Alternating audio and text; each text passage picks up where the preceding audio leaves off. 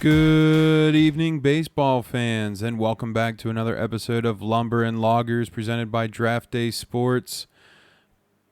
Couple of guys talking about two of America's favorite pastimes, beer and baseball. I'm Pat, and with me here tonight, we have nobody.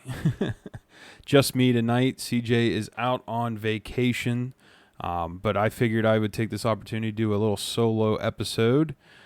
Just give you an update on what's going on around the league, a little update of how teams have been playing, how some hot players are going, and of course we're going to have a beer. So tonight I was in the beer distributor the other day to pick up a beer for the show, and I stumbled upon a variety pack of some German beer. It's from Warsteiner. It's a Dunkel beer, which is a roasted barley malt, and it's naturally brewed according to the German purity law. So this beer is actually brewed and canned in Germany. So I usually like all things German as far as food and most German beers, German pilsners, and that kind of stuff. I figured I'd give it a shot. So let's take the first sip here and see how it is.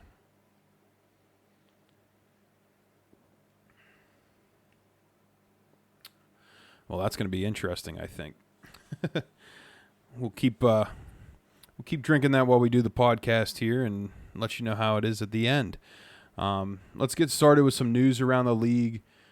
Some exciting news. Justin Verlander, one of the best pitchers of our generation, is starting to do a rehab stint in AAA. He's going to be coming back from a neck injury. So he's going to be starting his rehab and hopefully get back in time to help Houston make a playoff push here. So that's exciting for the world of baseball. And then we have some even more exciting news, some good news, I guess, depending on how you look at it. The Chicago White Sox fired their manager, Pedro Grifol? I'm not sure. But so they fired their manager and they hired Grady Sizemore, which is a former player, as their interim manager. And Grady Sizemore, I know he was a former All-Star, and I remember him playing for the Indians, I believe. But he was part of the Chicago's coaching staff as a minor league instructor. So they signed him to be the interim general, or not general manager, but interim manager. While they conduct the search to find a new manager for the White Sox, because the White Sox have been terrible this year, and obviously it's all of the manager's fault. It has nothing to do with the lack of talent that they have on that team. Which I mean, is it the chicken or the egg, right? So I definitely think that there is a lack of talent. So it's kind of hard to blame the manager, but at the same time, you feel like you have to do something to try and switch it up and hopefully bring some life back into the clubhouse. I'm sorry, my monitor keeps going black for some reason. I don't know what's going on with that. So the White Sox, who are 28-89, having one of the worst seasons in history. I know they just snapped what did their losing streak get up to? It was 20. I think it was 22. It was 21 or 22 that their losing streak got up to. So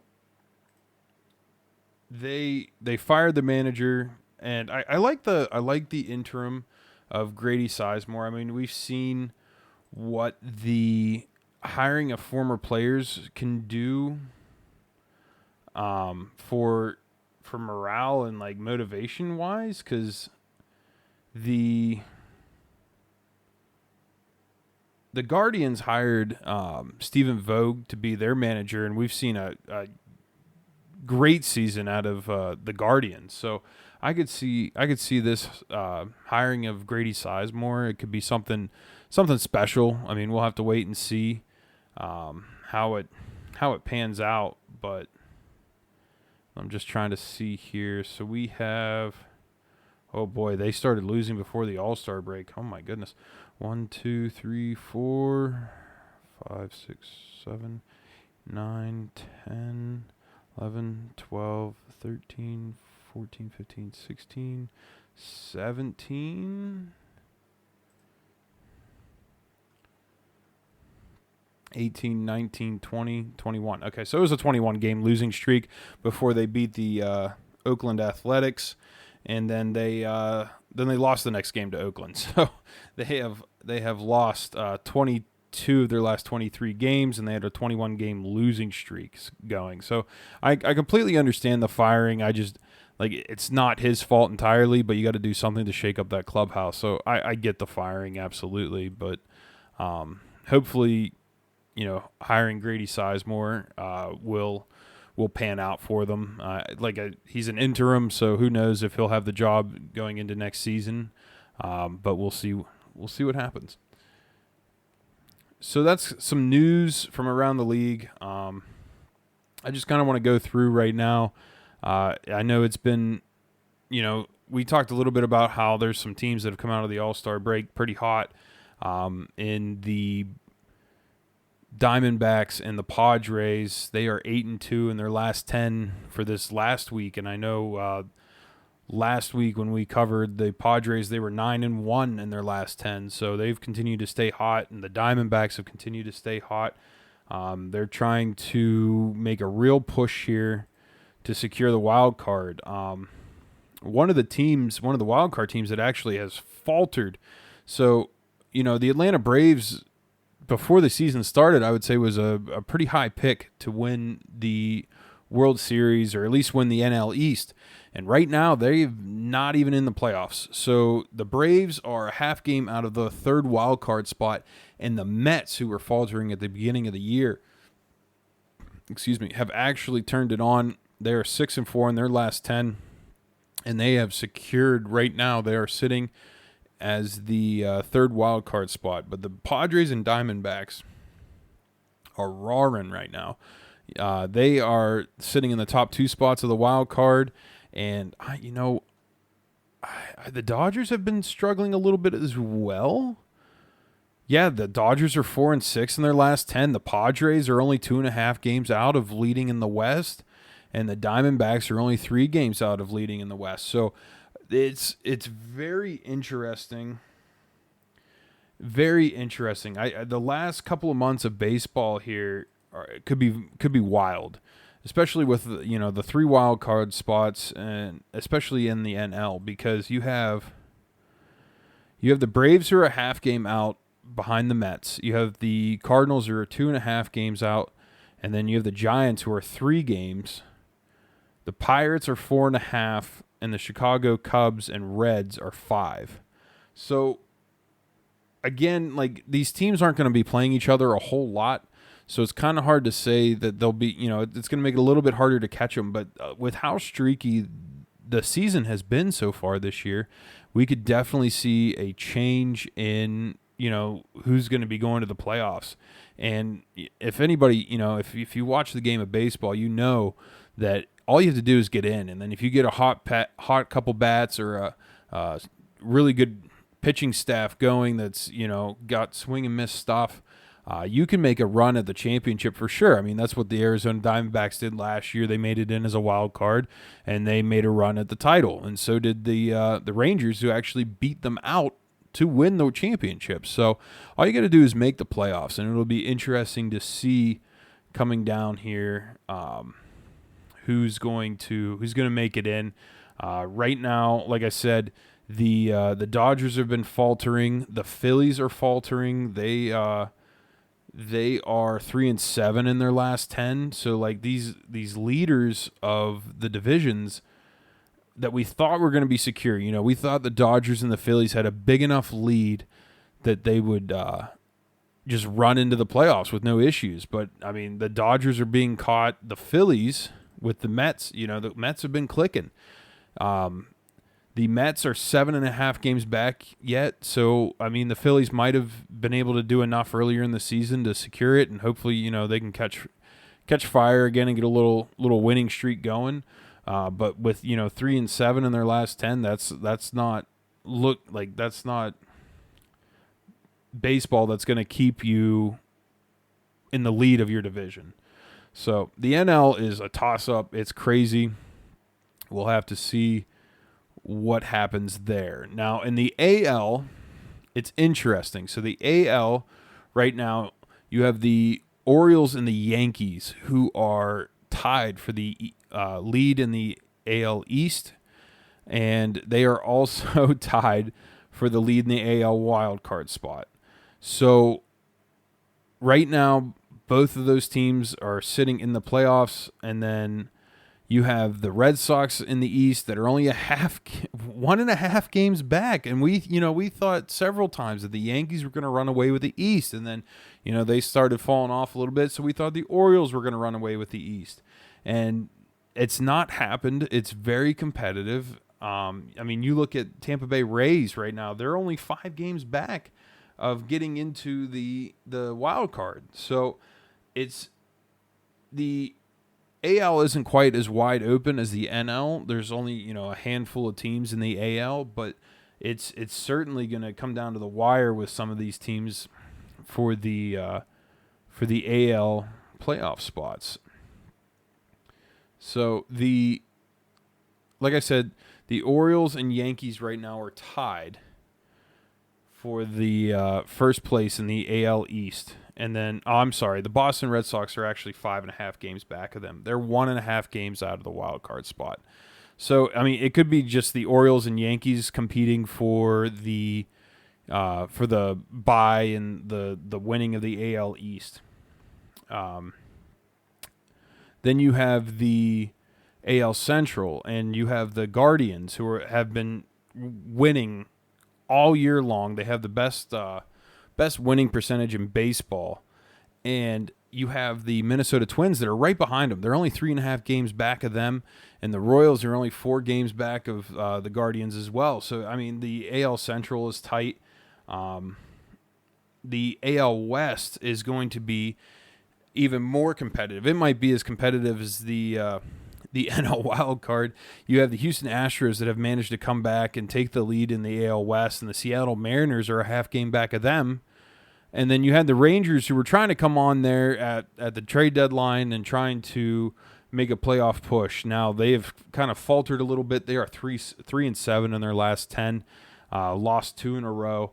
So that's that kind of baseball. It's okay for the Phillies when you have such a big lead, but when you're the Rangers and you're trying to make a comeback and get back into the playoff conversation, that's not gonna work as well. Now, with the Mariners being a half game back of the Astros for the first place in the AL West, it's looking like you're only going to get one team out of the AL West. So you have to win the AL West. That's the Seattle Mariners' best chance at making the playoffs. And if they can't take first seed in the AL West, they are 4.5 games back in the wild card. So it's going to be a lot harder for them to secure a wild card spot than it is for them to win the AL West. Whereas the AL Central and the AL East, you might have better luck making it in on the wild card. So you have right now you have either the Orioles or Yankees, Twins, and Royals all in the wild card. And the Boston Red Sox are on the outside looking in at 1.5 games back, and you have the Seattle Mariners, who are 4.5 games back, and the Rays are 5 games back.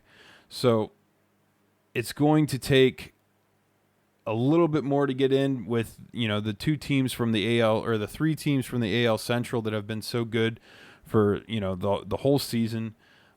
You have the Royals, who have been playing some good baseball. They're 7-3 in their last 10. The Yankees have been playing better. They're 7-3 in their last 10, and that's with losing the last 2 games. So it's anybody, there's a chance for a lot of teams to make it in. It'll be interesting, like I said, the last couple of months of baseball here. Some teams that were hot before the All-Star break came out a little slow. So Once they get back into the groove of things, it'll be interesting to see if they can come back and try to get back on track here. And with, we were just talking about how the D-backs have been hot and have taken, are trying to run down the Dodgers. They just took a 1-0 lead over the Phillies, who have been struggling with their 3-7 record in the last 10. So, who's not struggling for the Philadelphia Phillies is Kyle Schwarber. So, getting into our laying the lumber segment here, I'm going to talk about a lot of players, but I definitely want to highlight, I think who I think has been laying the lumber the most in the past week is definitely Kyle Schwarber. Kyle Schwarber has hit 5 home runs and has 10 RBIs in the last 7 days. He's hitting an average of 480 and has a 1.712 OPS. So he has definitely been laying the lumber in the past week. Now, Vlad Guerrero Jr., not to be forgotten for sure. I mean, he is hitting 524 in the past week, and he is also riding a 20-game hit streak, and he almost hit for the cycle today. So he's been streaking and carrying the Blue Jays here a little bit. Aaron Judge has just been doing Aaron Judge things, hit a couple of bombs in the last week. Struck out 6 times, which was a little high. Luis Garcia for the Washington Nationals has actually been he's been hitting 480 in the past week with 3 home runs. And Zach Neto for the Los Angeles Angels actually has driven in. He has 13 RBIs, 3 homers, and 1 triple in the last week. Oh, I forgot to mention that Vlad Guerrero, the big boy, the big first baseman, hit himself a triple. I would, that must have been a lot of hustle. He must have been churning right out of the box to be trying to get a triple with how big that guy is. So, yeah, and like I said, Aaron Judge is, staying hot.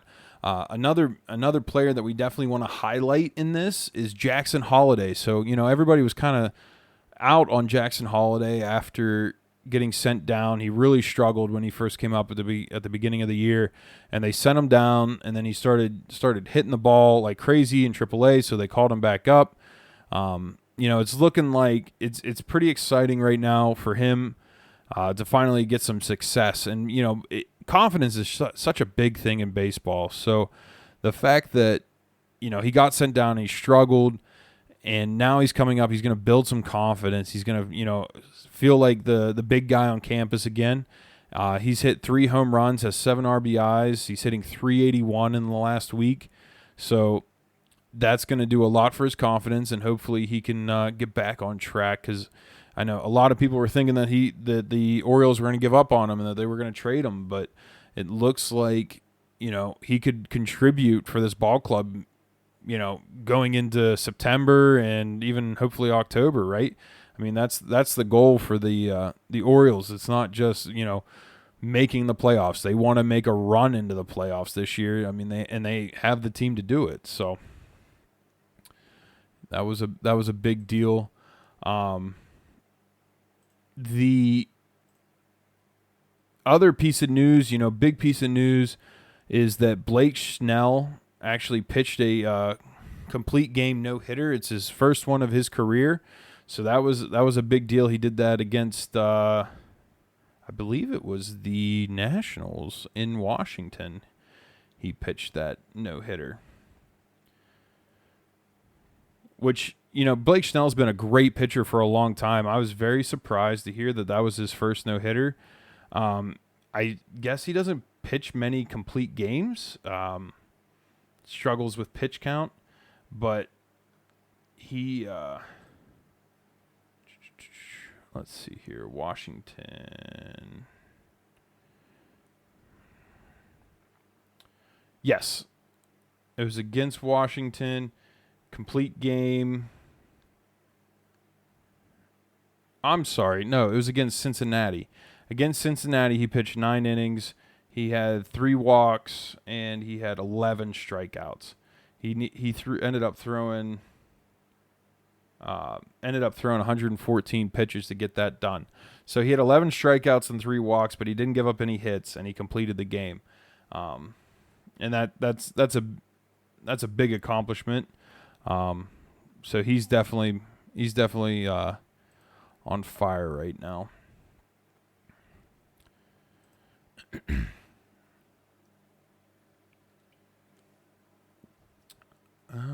Let's see.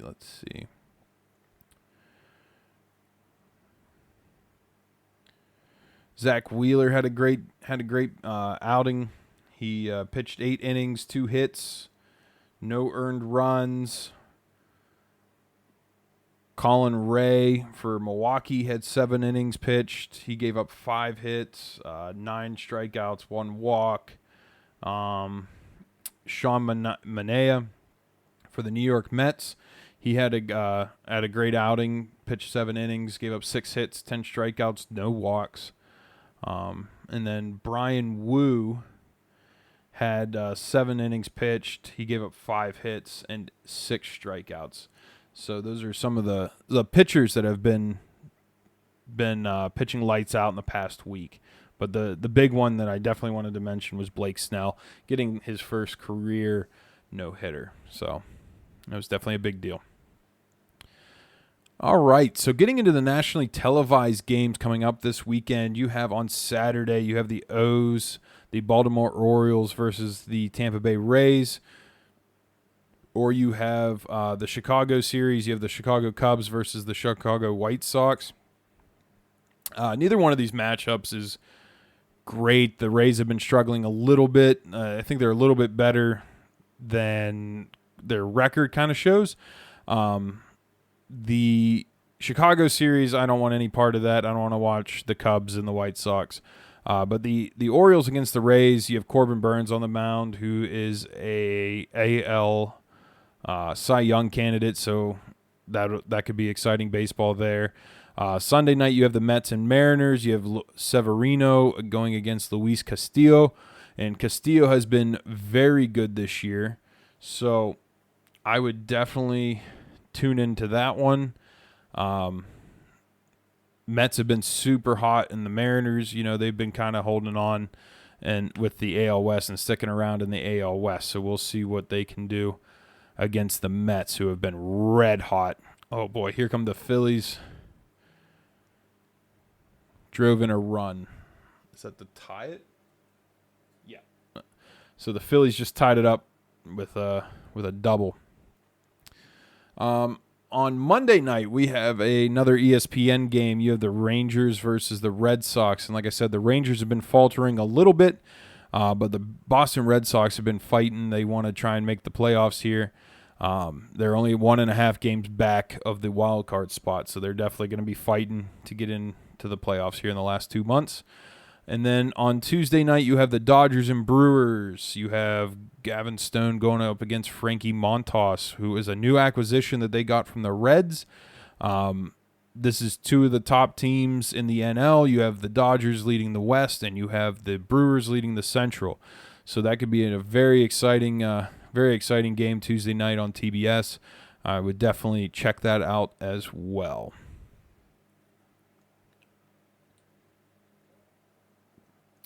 Sorry, just taking the pauses are me taking a drink of my beer because I want to make sure that I can give it a rating here at the end.